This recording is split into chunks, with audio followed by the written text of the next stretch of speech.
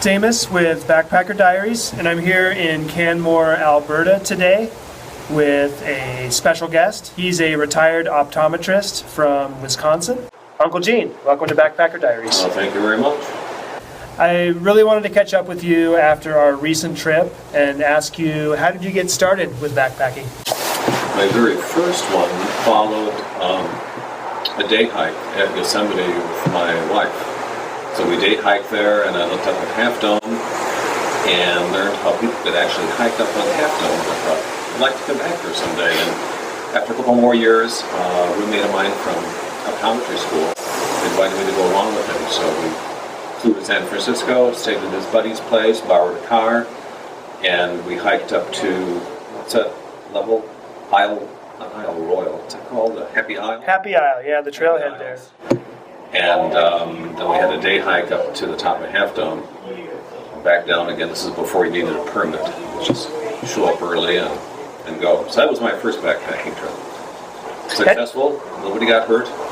And how many nights were you out for? It was a long time ago, as I recall. It was 2, but could have been another night up on the floor after we got off the mountain. So you could maybe give some credit to your optometry friend for getting you started? Certainly created the opportunity. Nice. Right. So it was a reason to buy a pack, and not sure what other gear. Already had a tent. Well, I'd like to point out that you actually got me started on backpacking about 3 years ago. You got me out and motivated to get up the gear to do this. Well, I think I was in kind of the right place at the right time. You were ready to go. If I wasn't there, you would have been out backpacking anyway, and we'd have backpacker diaries to look at, irregardless. But so I was glad to be there when the opportunity came up. I had a permit. I guess we didn't have an advance permit, did we? We just showed up early and hiked away at Glacier. We went in and out from public transportation, so that made it convenient. Yeah, I really like how Amtrak can drop us off there at West Glacier, regardless if you're coming from the west like me or from the east like you. It worked out great with everything. And yeah, that's something I like about Yosemite also, is the fact that you can take public transportation to get all the way up to Yosemite Valley there. Oh, I didn't know that. Yeah. Definitely are 2 of the parks that you can do that with. So the trip that we just did on the Boulder Pass Trail, now that was your 4th trip on that route, is that correct? Right. From Kintla Lake to Goat Haunt, it was my 4th time. Once, last time with you, the time before I was by myself, and then the first 2 times with my son. So what is it about the Boulder Pass route that inspired you to come back for a 2nd, 3rd, and a 4th time?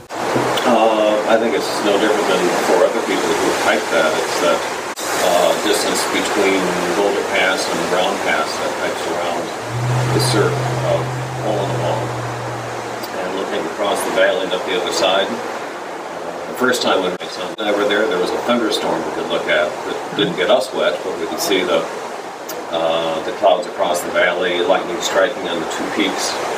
Wow. Second time we had snow, and third time I was by myself, and that added a little extra dimension to a little concern of would I be okay if something happened, and what would happen to me.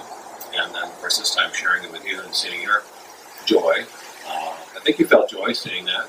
Absolutely. So it was fun to see you enjoy it, and then I get to kind of rewind and relive the memories of prior trips. Yeah, I remember you recounting some of those details about walking across snow and doing some glissading.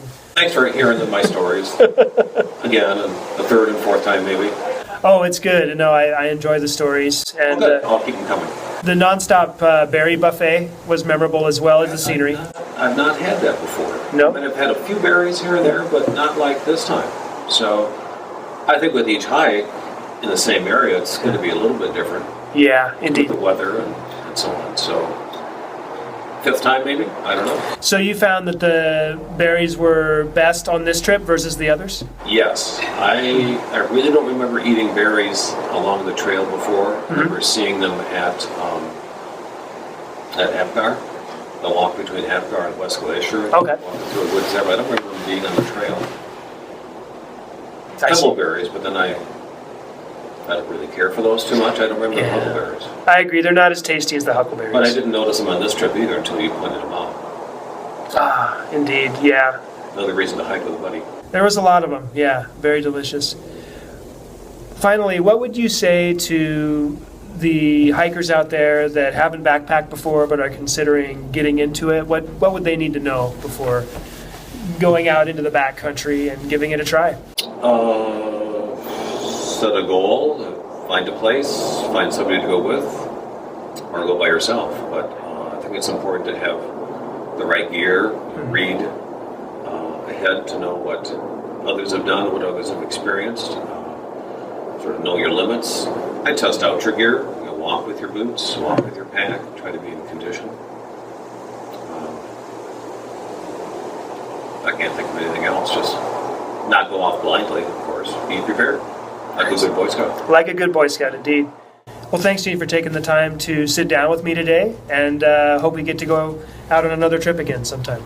Well, thanks. I appreciate the efforts that you put into your backpacker diaries. I can't imagine the time that it takes. I've enjoyed watching them, and now I get to be in one. This is great. It's a good outlet for me, and I enjoy trying to tell a good story.